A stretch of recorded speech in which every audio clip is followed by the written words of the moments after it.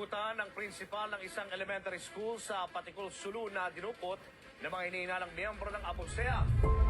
Namulat ako sa mga balitang tulad nito tungkol sa Sulu.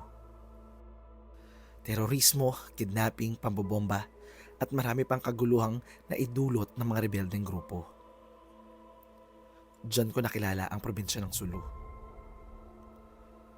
Pero ngayon, wala nang Abu Sayyaf sa Sulu. Yan ang pahayag ng Philippine Army base sa deklarasyon ng Task Force sa Lalawigan. Mas payapa ang araw ngayon doon ayon sa isang...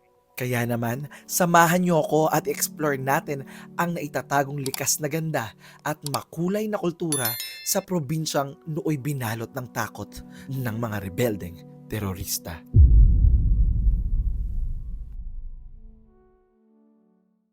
What I like most about Sulu is it's rich in history.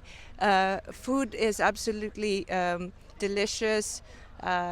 They have a lot of fruits, seafood. There are a lot of activities. You can go diving, swimming, hiking.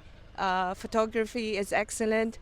And most of all, the people are very warm. After several months of preparations, kasama ang mga batikang travelers mula sa loob at labas ng ating bansa, kasama ang pinagsamang puwersa ng Philippine Global Explorers at Swedish Club 100 in collaboration with AFP, the local government and the local tourism office. Ito be ang Sulu.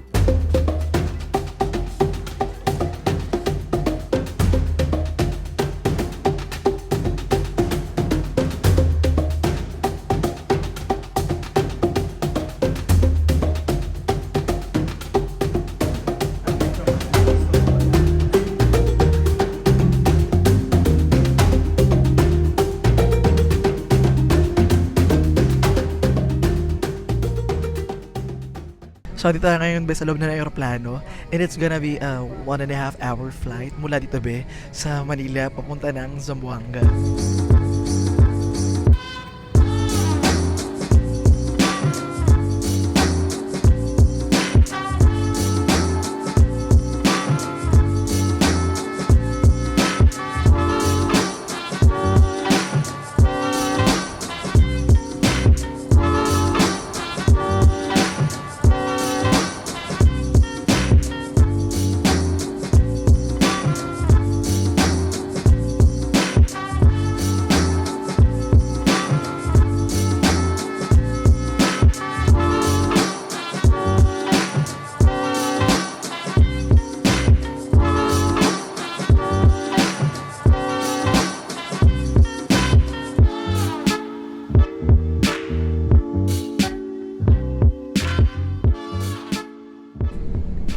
So ayan be, dito tayo ngayon be sa Zamboanga. Passengers who need assistance, please approach our cabin crew and counselor who will be happy.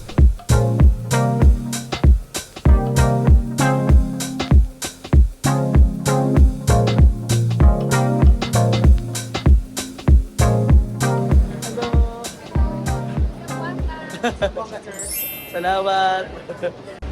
Hello! Dito kami sa Zamboanga City!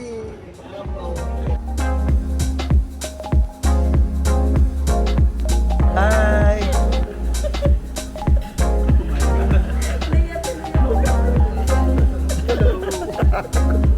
So ayan be, dito tayo ngayon be sa Zamboanga. Dumating na tayo ngayon dito.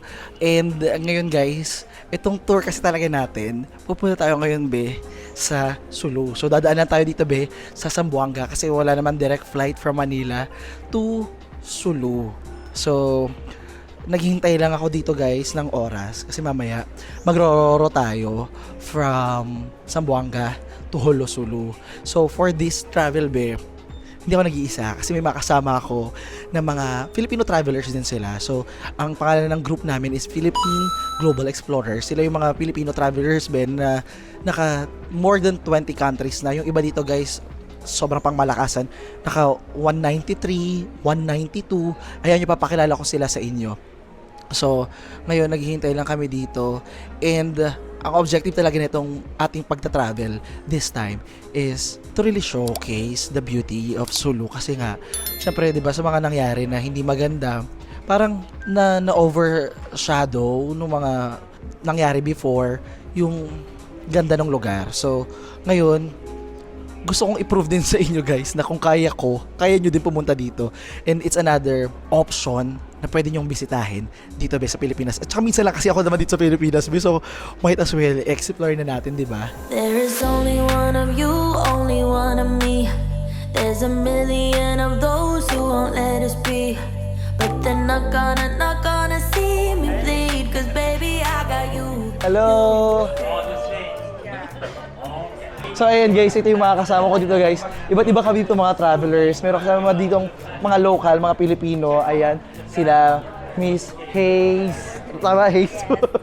Si Miss Hayes, si Regine, si Regine, si Miss Riza, si Sir Tatap, and the international travelers. Yeah, the Swedish travelers. Hi, nice to meet you. We're gonna have fun. I love the Philippines. I love PGE. Thank you. Plus one po yun. Dahil extra yung power niya, may energy talaga siya, di ba? Pero ano pa lang yan? Hindi, actually, hindi nga recording to. Oh, wala pang record to. Ano, rehearsal. So, yun, ba't ito? Oh, ayan. Sayang yung energy mo dun. So, ito na guys. Paboard na tayo ngayon sa Roro. Andito na tayo, be. And it's gonna be, not sure ilang oras tong biyahe na to. Pero, darating tayo dun umaga. So, magdamag yung ating biyahe. It's been a long time mula nung sumakay ako ng ganitong Roro. Ito na guys. So, papasok dito be, chinek nila yung mga ID namin para i-confirm dun sa aming mga ticket. And ngayon be, akakita tayo dito sa Roro. Kasi dito be, dahil overnight to, yung biyahe natin is merong higaan. Pwede tayong humiga, magpahinga. Yung sabi nila dito, yung higaan is parang mga double deck. So, makikita natin yun guys.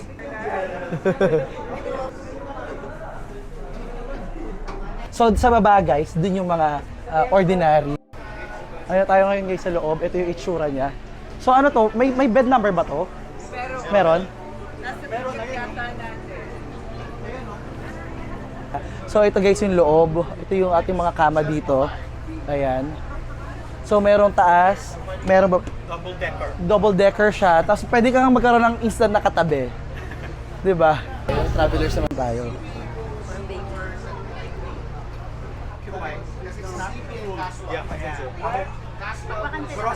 So ito ba yung situation dito be? Dito ako sa ilalim na higaan matutulog. Ideally be, mas maganda pag pupunta kayo dito, magbaong kayo ng inyong bedsheet. It's or kumot, ganyan. It's based lang sa mga nakita ko dito ha. Hindi ko alam kung may ibibigay din daw naman ng mga kumot. Pero kung medyo maarte kayo, ayan, bring your own. So para kami dito sa isang malaking hostel kasi meron itong iba't ibang beds for everyone. So sana hindi maging punong-puno. Hindi ako ma-awkward sa katabi ko, di ba? And in case na naghahanap kayo dito guys ng saksakan, meron namang saksakan. Ayun o. Ayun o. So, meron din naman dito guys nag-iikot na nagtitinda ng pagkain. So, huwag kayong mag-alala, makakakain kayo, hindi kayo magugutom. Meron din tubig dito sa taas be, yung aircon sa baba, yung ordinary. Very family friendly din yung area na to be kasi magkakasama naman lahat, yung nanay, tatay, mga anak, ayan, even friends. Diba? Ang dami dito magkakaibigan be. Like we're all one big family dito.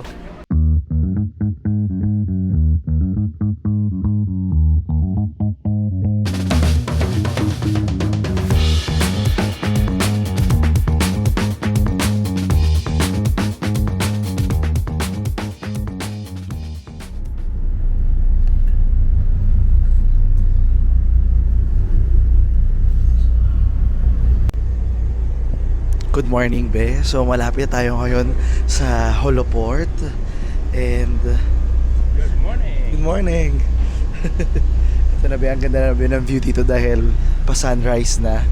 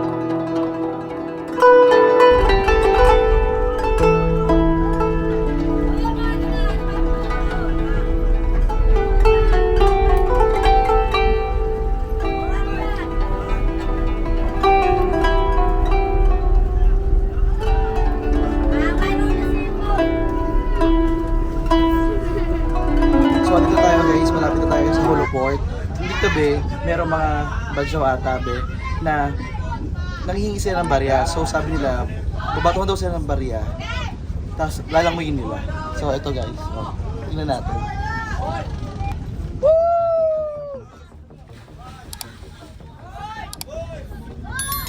Grabe. Nakukuha ba talaga nila? Oo, ang galing niya, nahuli niya. Bet. Ang layo naman nun.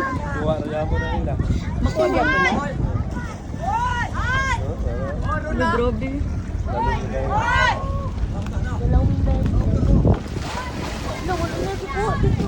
Gani. Sige, gagano kayo nag-points. Ay, sabi nila, kiyaman ng dagat. Oy! Oy din, oy! Oh, ito.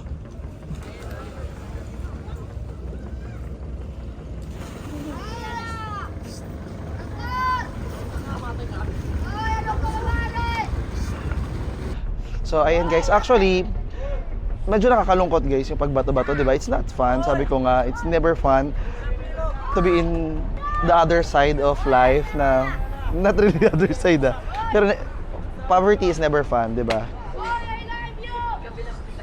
Kaya nga, nagulat ako. Other side, kasi pag nahulog ako dito talaga, kabilang buhay talaga.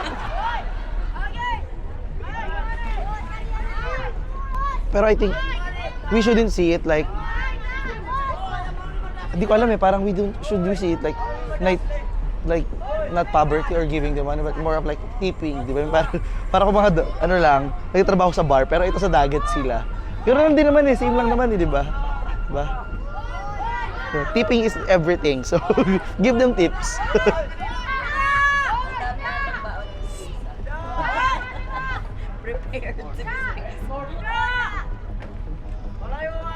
So ngayon be, it's time na para bumaba, and dito be, pag pababa pa lang, marami mga sumasakay din ng mga porter para tulungan yung mga tao na ibaba yung mga gamit nila. So guys, dito na tayo ngayon sa labas. Ito yung sinakyan natin kagabi. So yung biyahe namin is kulang-kulang mga 9 hours or more kasi umalis kami doon mga bandang almost 9. So dumating kami ngayon dito around 6:25. So medyo matagal din yung biyahe.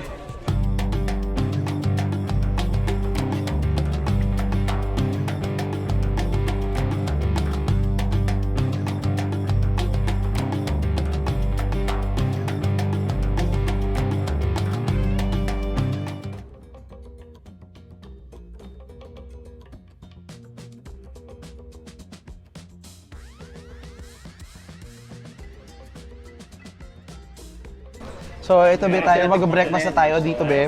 So yung kape nila dito, ang tawag is kahawasog. So kasi parang kape ng tausog.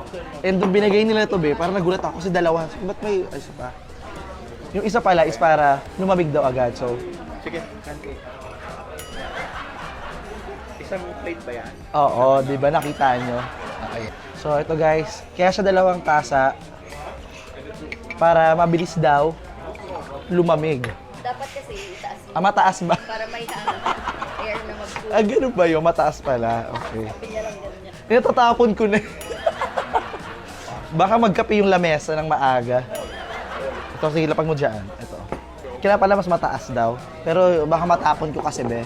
So, ito naman guys, tinatawag nilang sati.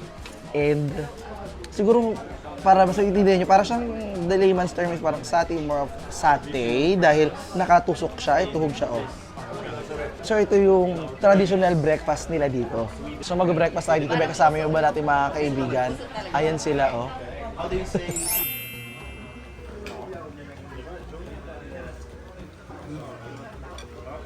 Let's go mga be.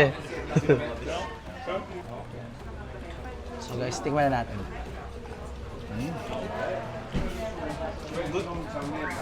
So, meron siyang lasa ng mani. So, kung meron kayong allergy sa mani, it's advised not to eat this one. Pero, flavor-wise, gusto ko siya be, sarap. Medyo smoky yung flavor niya, no?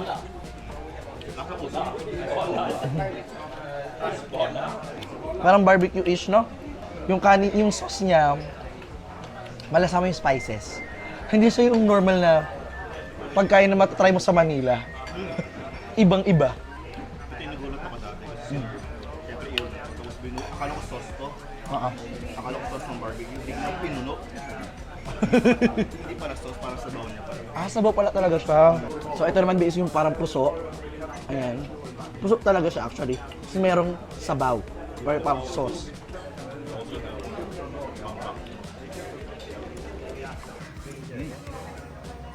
Order lagi ng ano yan.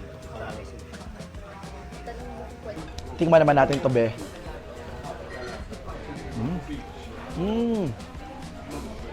Meron siyang palaman. Sobrang sarap niya actually. Parang sapin-sapin, sabihin natin. Di ba yung ito niya? Parang gano'n. Sarap. Ito naman parang ube. Parang ube na kutsinta. Sarap. Parang sapin-sapin. Be, dito sa kanila, be, nagsiserve sila dito, guys, ng apam for breakfast. Diba? Saya-saya. Umaga pa lang, meron ka na agad apam. Ito, oh. Ito yung apam nila, guys. Ito. Oh, pangalan talaga niya is apam. Apam. Kung mag-anak daw siya ng pancake, tingnan natin yung laman niya. So, pag binuksan natin siya, okay. Wala na, parang tinapay lang. Pancake. Tinapay. Spanish bread. Spanish. So Spanish tong apam. Venice of the South. Be, ang sasarap din ng mga pagkain dito, promise. Ito, oh. So, ito, kinain namin. Ito siya. So, para siyang... Akala ko para siyang... Pear siya talaga. Kasaba, parang kamuting kahoy. Pero may pagkalasang banana, tapos matamis siya. Masarap. As in. Tapos sabi nila dito, be, ganito di ba dito? Yung... Marami silang i-serve, pero ang babayaran mo lang yung kakainin mo. Yung kinain mo, yun lang babayaran mo. Pag hindi mo kinain yung plate na yun, Oo. hindi kasama sa charge. So narinig niyo yun, guys. Marami silang i-serve sa inyo dito. Tapos kung ano yung kakainin mo, yun lang yung babayaran mo. Kung ano hindi kung sino. Oo.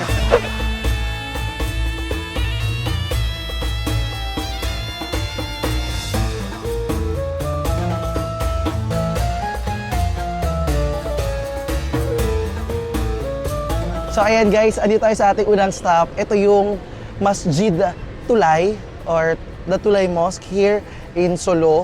Ito yung pinakamalaking mosque dito, be. Bongga.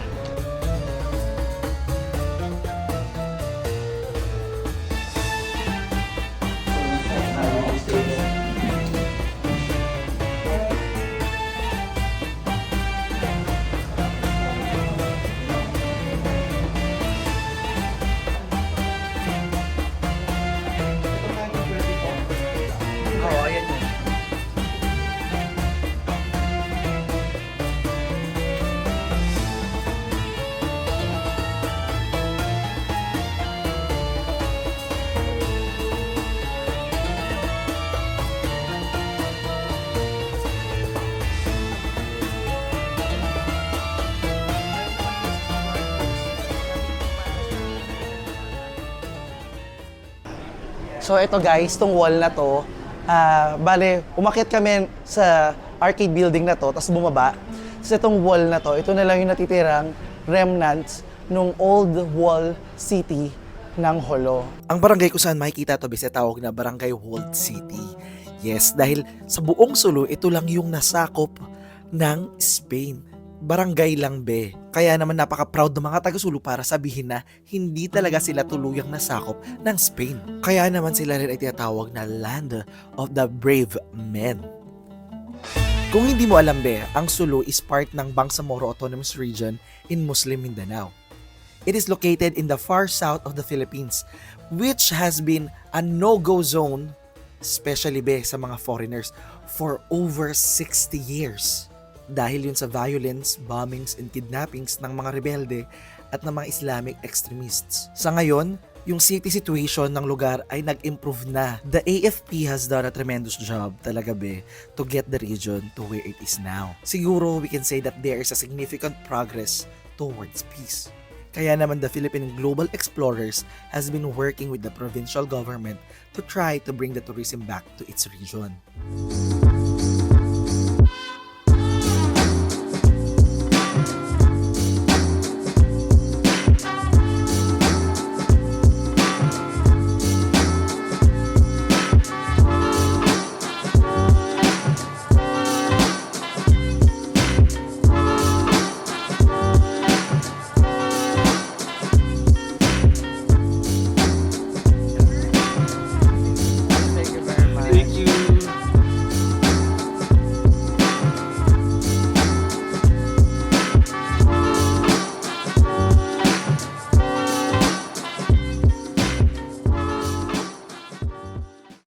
Wow. We're now here in Bubuan Bay. Sobrang ganda. Ang ganda ng buhangin, oh. Buhangin pala, ang ganda talaga, oh. Wow. Tsaka masarap yung buhangin, ha. Sarap pala, lasang magic sarap. Sobrang pino. Hi. Yes, so yan. Welcome to Haji Panglima Tahil Bubuan Island. Yes. So clear.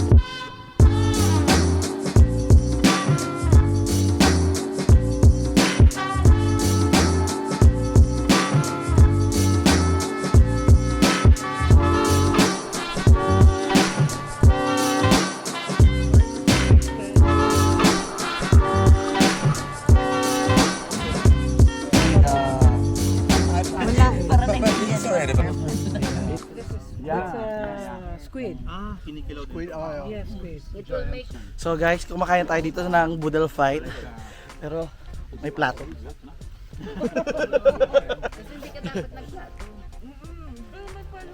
Kaya. Oh my God. Paano mo nalaman? Oh, be, pagpasensyahan nyo naman yung inyong Francis Candier. Dahil syempre, be, dahil nagutom ako, be, inuna ko na muna yung sikmura ko bago yung vlog. Sobrang nag-enjoy ako at alam nyo naman itong mga pagkain na to, hindi naman to bago sa atin. Lahat naman tayo nakatikim na nito mga pagkain ito. Meron kaming squid, meron kaming alimasag, merong tuna. Ay, ang sasarap talaga ng mga pagkain dito. Fresh na fresh. At alam nyo ba, ang nalaman ko pa dito, napakamura pala dito ng mga prutas. Grabe. Ano pong variety yung durian nyo dito? Ate, magkano ang kilo ng durian, mangustin dito? Ano sa inyo? Isang bundle. So magkano yung isang bundle na ganito? Pero pag Approximate. Parang 50 pesos lang isang bundle. What? Pero pag mahal pa siya, 100 pesos, mura pa. Mura pa din. Pero kami namamahalan na sa Mamamatay sa kakakain pag ganyan yung presyo. Yan ang isang attraction ng Sulu din. Hindi yan pala yung, ano, yung fruits Ang din. kinikilo lang actually dito is yung lapu-lapu, yung squid, yung crabs, o tuna hindi. Lobster kinikilo. Per piece ang tuna? Oo. Kahit lapu-lapu, actually pag sa market ka talaga bibili, wala rin nagkikilo. Pag bibili ka lang sa mga ano namin, nagkikilo ng lapu-lapu. Mula sa Holosulu, kumain tayo ng ating tanghalian sa Bubuan Island. At ngayon naman, be, pupunta naman tayo sa next island, ang Barangay Bangas.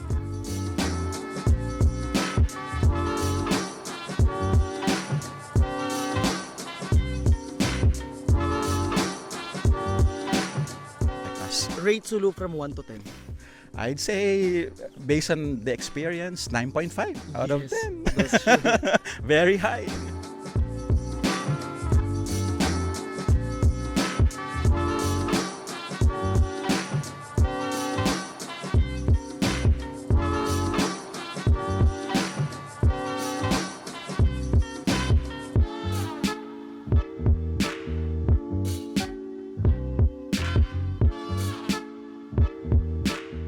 And what do you like here about Sulu? Number one is talagang curious ako sa lugar na to kasi nakita natin sa TV lang, sa news, at ano siya unreachable especially before. So may ganun tayo, di ba? Curious tayo sa mga unknown. So yun yung number one na nag-drive sa akin na pumunta dito. At nung nakita ko nga itong actual lugar na nakita ko nga sa TV, so very meaningful siya. Sobrang ganda. Alright, thank you so much, Sir Reggie. Regine. Nalagay ko rin yung Hindi pa talaga tuluyang nakakababa sa sikmura ko yung kinain ko kanina. At andito na naman ako bet nilalantakan ang kanilang mga masasarapang mga kakanin. So ayan guys, nandito tayo sa panibagong island na naman. And for this island, ano pangalan ng island na to be? Ano na ba? Bangas Island. Ano tayo sa Bangas Island sa Rahamad Dive Resort. Kasama natin si Nash. And si Sir Tata. Ayan. So ngayon pupunta naman tayo sa Seaweed Farm. 'Di ba? Kasi alam ko maraming mahilig sa seaweeds, 'di ba? Hindi 'to yung seaweeds na kinakain nyo kasama yung baked sushi, no? Ito yung bago pa lang, iba pa siya. Hindi ko alam kung ito rin ba yun. Ito rin ba yun? Ito rin yung ginagawang sushi, pang baked sushi? Pag na-process na?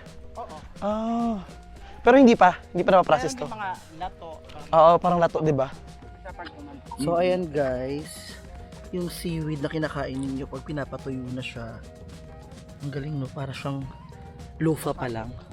Kinakain pag basa, pero pag tahay, parang ginagawang goma, hindi deliver sa Goma, ang mga sasakyan. Opo. Ah, talaga? Okay. Wala nang gusto na makita. So ito yung beginning ng process? Yes po. Okay. So yung pinaka-beginning niya is Ganyan po. Tapos, What do you mean ganyan? Paano yun? sige, demonstrate ko sa kanya. Hindi ko naintindihan eh. So nakalagay sila dyan? Nakalagay sila dito tapos yung seaweeds, tinatali nila dito. Pero pag malaki, pinapaliit nila para dumami, sir. Ah, so Opo. mula dyan, inahagis lang, tapos matatanim, o tinatanim nila ito. Tinatanim talaga. Ah, para pag i-harvest, hilain lang to. Opo. Ah, Yun po. Yung mga may mga bote. Ah, okay. So akala ko kalat siya. Hindi pala siya kalat. So ano siya, parang floater nila.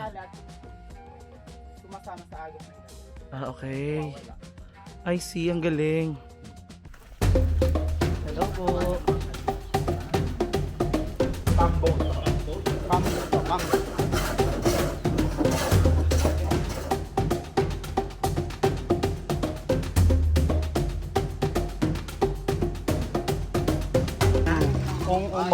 Ong.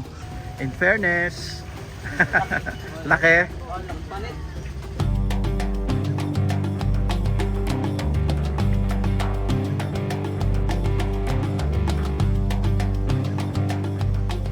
At para sa ating dinner naman, be, naku, naghanda ng papiging si District Engineer Adjan Ajijul para sa atin.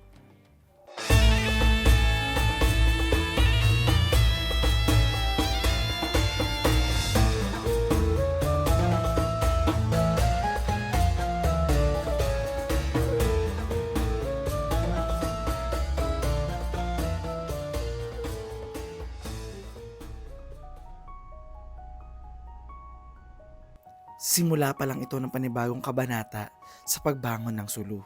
Makikita mo yung tuwa at excitement sa mga lokal na nakikita ang mga turista at mga foreigners dito na malaya nakakapag-picture, nakakapag-selfie. Dahil daw dati pag mayroong mga blonde hair, blue eyes, panigurado hostage yun. Tapos ngayon malaya na lang na nag-e-enjoy sa lugar nila. Honestly be, halos tumayo yung balahibo ko noon narinig ko yun. Definitely, this is not just a vlog. This is not just a visit. This is a symbol of hope. Alam ko hindi pa perfect ang Sulu. Pero para sa akin, sana ito na maging simula ng pagbabago para sa Sulu. Kaya sa pangunguna ng Philippine Global Explorers, kasama ang Swedish Club 100, kami ay nagpapasalamat sa pagkakataon na aming nasilayan, nakita at naranasan ang natatanging ganda ng Sulu. Sa mahabang panahon, tila naging mailap ito para sa mga tulad naming mga turista at biyahero. Para sa lahat ng lumaban, nagsakripisyo at hindi bumitaw para maibalik ang kapayapaan sa ating bayan. Sa mga sundalo, pulis at miyembro ng militar mula sa Armed Forces of the Philippines, sa Coast Guard at Philippine National Police. Maraming salamat po dahil naging mapayapa at ligtas ang aming pagbisita sa Sulu.